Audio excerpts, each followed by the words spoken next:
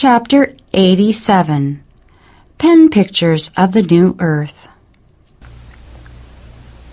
With Jesus at our head, we all descended from the city down to this earth, on a great and mighty mountain, which could not bear Jesus up, and it parted asunder, and there was a mighty plain.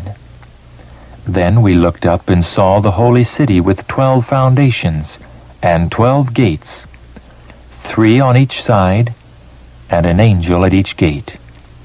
We all cried out, "The city, the great city, it's coming down from God out of heaven." And it came, and settled on the place where we stood. Then we began to look at the glorious things outside of the city. There I saw most glorious houses that had the appearance of silver, supported by 4 pillars set with pearls, most glorious to behold. These were to be inhabited by the saints. In each was a golden shelf. I saw many of the saints go into the houses, take off their glittering crowns, and lay them on the shelf. Then go out into the field by the houses to do something with the earth. Not as we have to do with the earth here. No. A glorious light shone all about their heads, and they were continually shouting and offering praises to God. I saw another field full of all kinds of flowers, and as I plucked them I cried out, "They will never fade." Next I saw a field of tall grass, most glorious to behold. It was living green, and had a reflection of silver and gold as it waved proudly to the glory of King Jesus. Then we entered a field full of all kinds of beasts, the lion, the lamb, the leopard, and the wolf, all together in perfect union. We passed through the midst of them, and they followed on peaceably after. Then we entered a wood, not like the dark woods we have here. No, but light and all over glorious. The branches of the trees moved to and fro, and we all cried out, "We will dwell safely in the wilderness and sleep in the woods." Graduate work in the hereafter. Do you think we shall not learn anything there? We have not the slightest idea of what will then be opened before us. With Christ we shall walk beside the living waters. He will unfold to us the beauty and glory of nature. He will reveal what He is to us and what we are to Him. Truth we cannot know now because of finite limitations. We shall know hereafter. The Christian family is to be a training school from which children are to graduate to a higher school in the mansions of God. Heaven is a school, its field of study, the universe, its teacher, the Infinite One.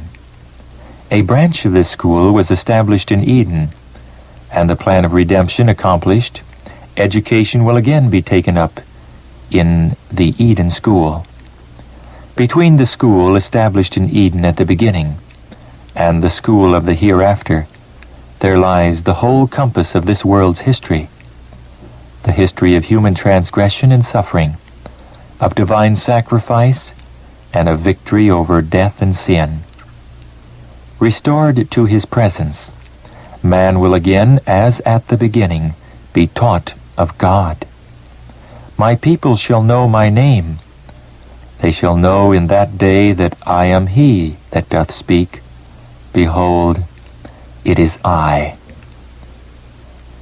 There, when the veil that darkens our vision shall be removed, and our eyes shall behold that world of beauty of which we now catch glimpses through the microscope.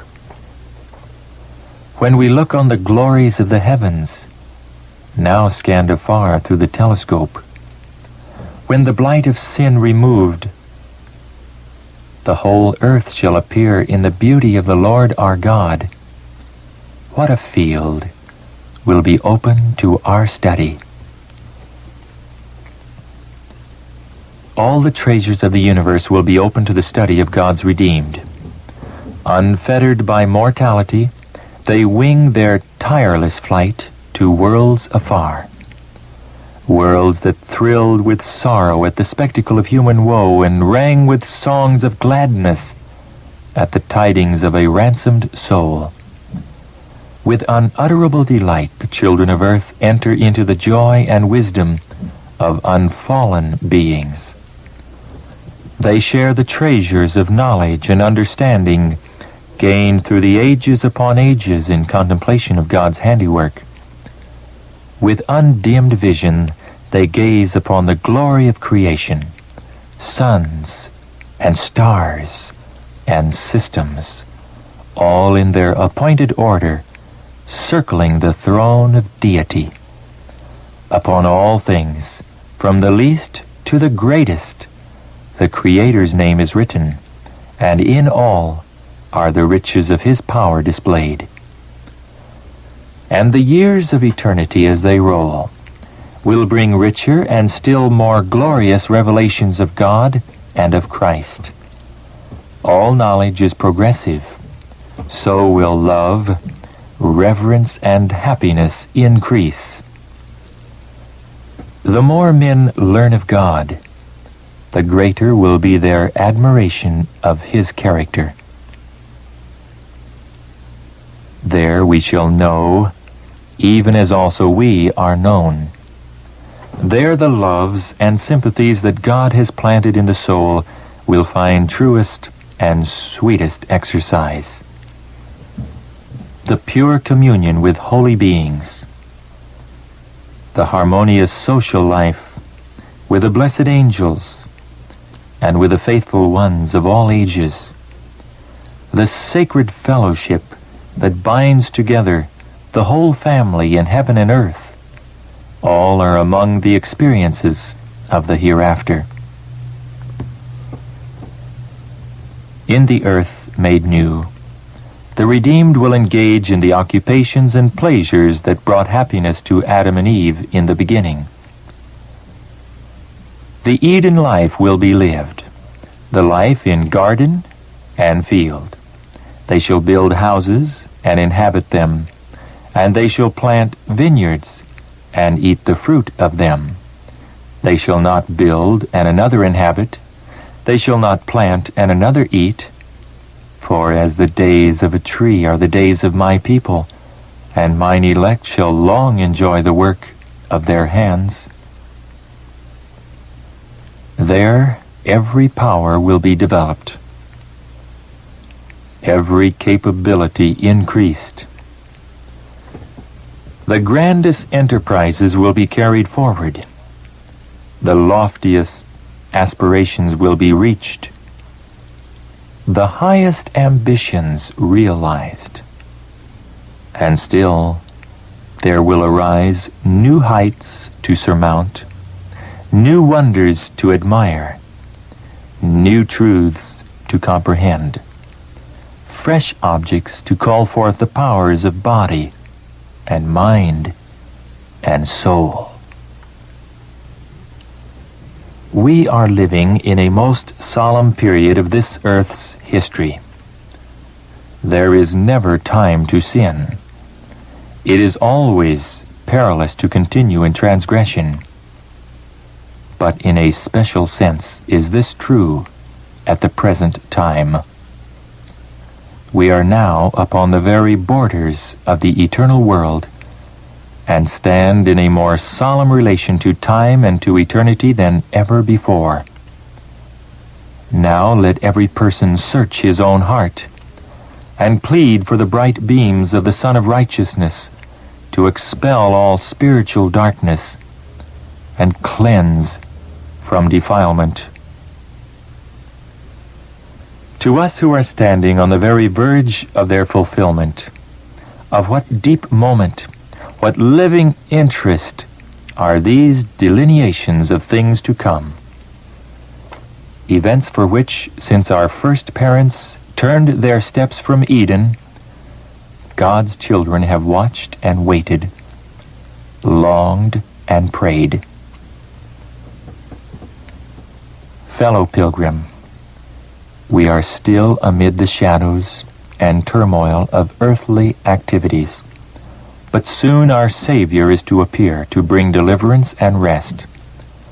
Let us by faith behold the blessed hereafter, as pictured by the hand of God. I urge you to prepare for the coming of Christ in the clouds of heaven. Day by day, cast the love of the world out of your hearts. Understand by experience what it means to have fellowship with Christ. Prepare for the judgment, that when Christ shall come to be admired in all them that believe, you may be among those who will meet him in peace. In that day the redeemed will shine forth in the glory of the Father and the Son. The angels, touching their golden harps, will welcome the King and his trophies of victory, those who have been washed and made white in the blood of the Lamb. A song of triumph shall peal forth, filling all heaven. Christ has conquered. He enters the heavenly courts, accompanied by his redeemed ones, the witnesses that his mission of suffering and sacrifice has not been in vain.